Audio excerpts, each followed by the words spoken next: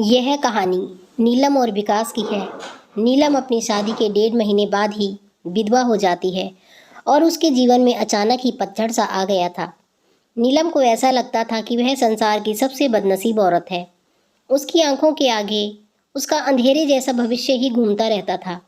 नीलम के घर में सिर्फ उसकी बूढ़ी माँ थी और नीलम के पति के गुजरने के बाद नीलम के पिता भी इस दुख में गुजर जाते हैं। एक बड़ा भाई था, लेकिन वो तो सबसे मुंह मोड़कर अपनी पत्नी को लेकर कहीं और रहने चला गया था।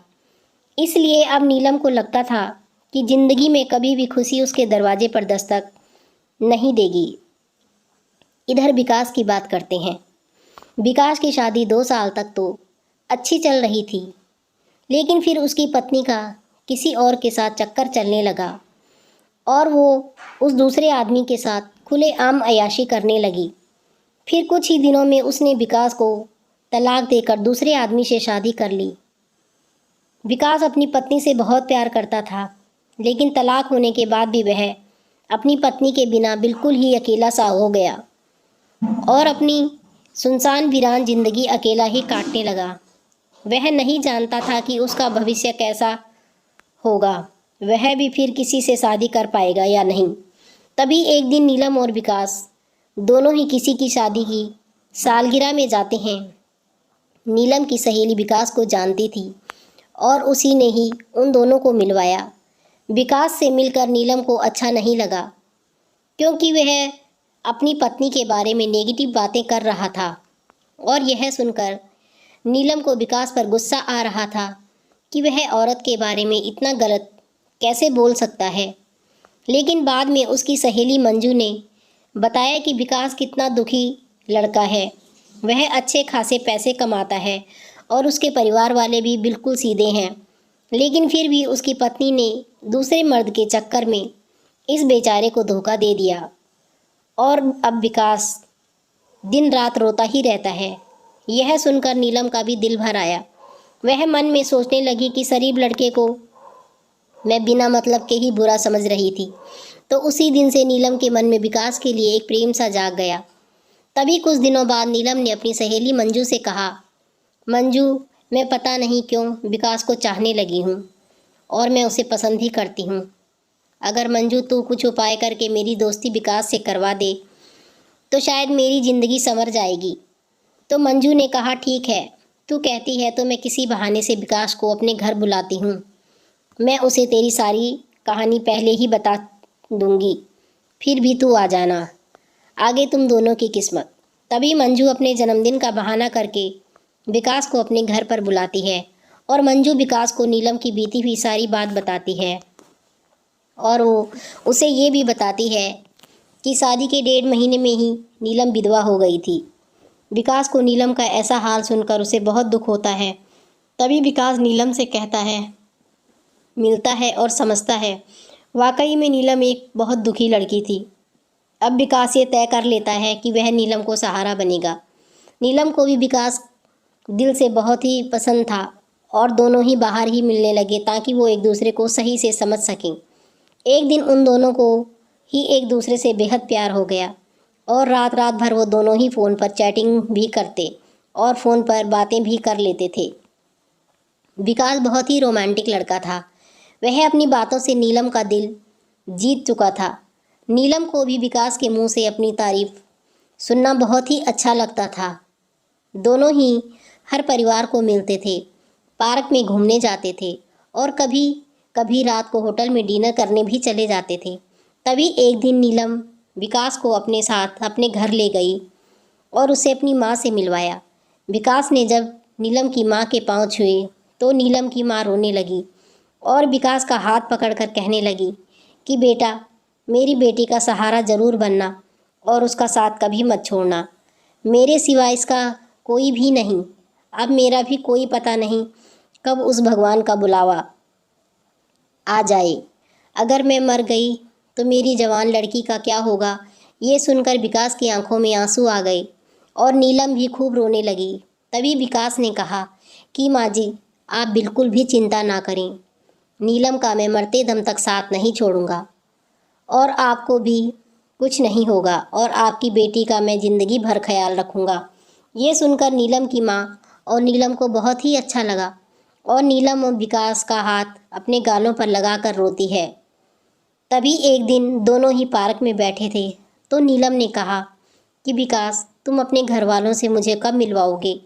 विकास ने बात टाल दी और उससे प्यार भरी बातें करने लगा और नीलम कहा, नीलम मैं तुम्हारे बिल्कुल नज़दीक आना चाहता हूँ, बोलो तुम मुझे अपने करीब आने दोगी। लेकिन नीलम विकास को अपने करीब आने से मना करती थी, मगर फिर भी थोड़ा बहुत वो दोनों प्यार कर ही लेते थे। विधवा और तलाकशुदा लड़का, एक दर्द भरी कहानी। तभी नीलम की सहेली मंजू ने नीलम के कान में भरना शुरू कर दिया। उसने कहा कि नीलम लड़कों पर इतना जल्दी भरोसा नहीं करते, तू तो सीधी सादी है, विकास को अपनी माँ से भी मिलवा दी, लेकिन विकास ने तुझे किसी से नहीं मिलवाया। कहीं ऐसा तो नहीं कि वो तुझे इस्तेमाल करके छोड़ दे। यह सुनकर नीलम के कान खड़े हो गए और वह सोचने लगी कि विकास मुझे धोखा तो नहीं दे रहा। उधर विकास ये सोच रहा था कि मैं नीलम को अपने घर कैसे लेकर जाऊं।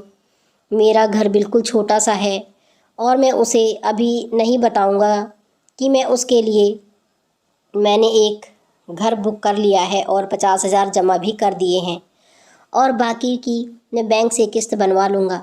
1 महीने बाद विकास का जन्मदिन था। विकास ने सोचा मेरे जन्मदिन पर ही नीलम को सरप्राइज़ दूंगा और तभी नीलम और उसकी माँ को घर भी बुला लूँगा। उसी दिन नीलम से शादी की सारी बातें करके उससे सगाई की रिंग पहना दूंगा, क्योंकि नीलम के परिवार में तो और कोई है नहीं, इसलिए सारा कार्यक्रम नीलम और उसकी माँ के सामने ही हो जाएगा। अगले दिन नीलम विकास को फ़ोन करती है और गुस्से में कहती है कि तुम मुझे अपने घर वालों से कब मिलवाओगे। विकास फिर से बात को टालते हुए बात को पलट देता है। अब नीलम का शक और भी बढ़ जाता है। तभी नीलम विकास से कहती है, तुम्हारे बैंक में कितने पैसे हैं, मुझे अपना बैंक बैलेंस दिखाओ। लेकिन विकास ने बैंक बैलेंस दिखाने की बात भी टाल दी, क्योंकि सभी पैसे उसने मकान के बयाने में दे दिए थे और उसने अकाउंट में यही कोई 8 से 10 हज़ार भी पड़े थे। नीलम का शक अब बढ़ता ही जा रहा था। वह सोच लेती है कि विकास वाकई में मेरा इस्तेमाल कर रहा है और वो मुझसे शादी भी नहीं करेगा। इसलिए नीलम विकास का फ़ोन तक नहीं उठाना बंद कर देती है। इधर विकास एंगेजमेंट की सारी तैयारी कर चुका था। बातों ही बातों में उसने नीलम को अंगूठी का नाप भी ले लिया था और नीलम को इसका पता भी नहीं चला। विकास ने नीलम की तरफ से खुद को भी अंगूठी बनवा ली थी ताकि नीलम की माँ का कोई खर्चा ना हो सके। विकास ने किसी से थोड़ा कर्जा लेकर नीलम के लिए साड़ी और सारा सामान खरीद लिया था और उसकी माँ के लिए भी एक सुंदर साड़ी खरीद ली। अब विकास ने सबको यह कह दिया था कि मेरे जन्मदिन वाली रात को मेरी सगाई नीलम से है और उसके घर में भी उसने सबको बता दिया था। सारी तैयारी हो चुकी थी। तभी एक दिन विकास ने नीलम को 3 बार कॉल किया, मगर नीलम ने उसका फ़ोन गुस्से में नहीं उठाया और कहा कि क्या बात है, जल्दी कहो। तो विकास ने कहा, कल शाम को 5 बजे तुम और तुम्हारी माँ को लेने आ रहा हूँ। तो नीलम ने कहा, मुझे कहीं नहीं जाना। तो विकास ने कहा कि नीलम, कल मेरा जन्मदिन है। विकास ये बताया कि लेकिन फिर भी नीलम ने विकास का जन्मदिन की बधाई नहीं दी। तभी नीलम ने सोचा कि जन्मदिन में चली जाती हूँ, इससे विकास का पर्दाफाश भी हो जाएगा।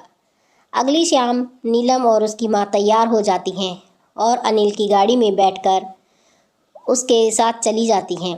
पूरे रास्ते नीलम ने विकास के साथ कोई बात नहीं की। उसे तो विकास के रूप में एक धोखेबाज नज़र आ रहा था। तभी जैसे ही नीलम विकास के घर पर दहलीज पर कदम रखती है, वैसे ही विकास की माँ आरती की थाली लेकर आती है और नीलम को टीका लगाकर उसकी आरती उतारती है। ये देखकर नीलम हैरान रह जाती है। तभी वो भी विकास की माँ के पाँव छूती है। उसकी माँ उसे अंदर आने के लिए कहती है। सभी लोग खड़े थे। विकास के बड़े भाई भाभी, विकास के भतीजा भतीजी और विकास की माँ व भोले भाले उनके बाबूजी, सभी लोग नीलम और उसकी माँ का स्वागत करते हैं और बैठने के लिए कहते हैं।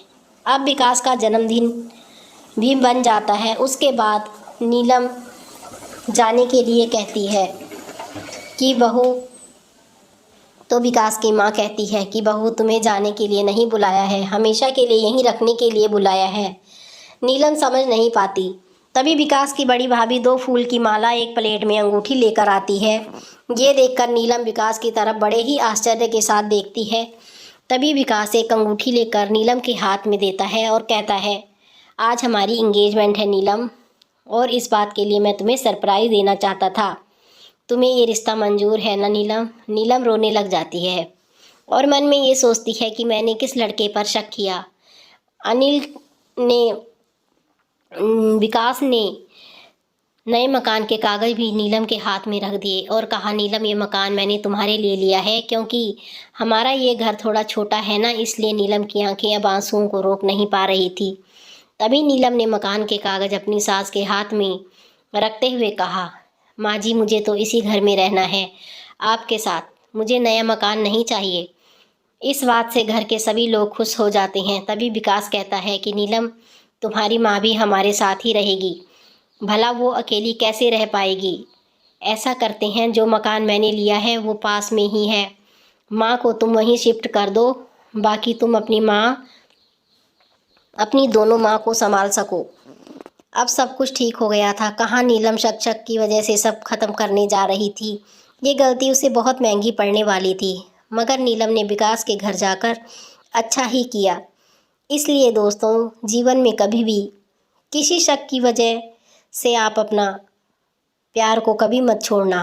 पहले पूरा सच जानना, फिर कोई कदम उठाना, ताकि आपका रिश्ता भी बच सकता है। आपको ये कहानी कैसी लगी, नीचे कमेंट में हमें ज़रूर बताइएगा। अगर आपको ये कहानी पसंद आई हो तो अपने दोस्तों के साथ शेयर ज़रूर करें, और ऐसी ही प्यारी कहानियाँ सुनने के लिए हमारे YouTube चैनल से जुड़ें। Thank you.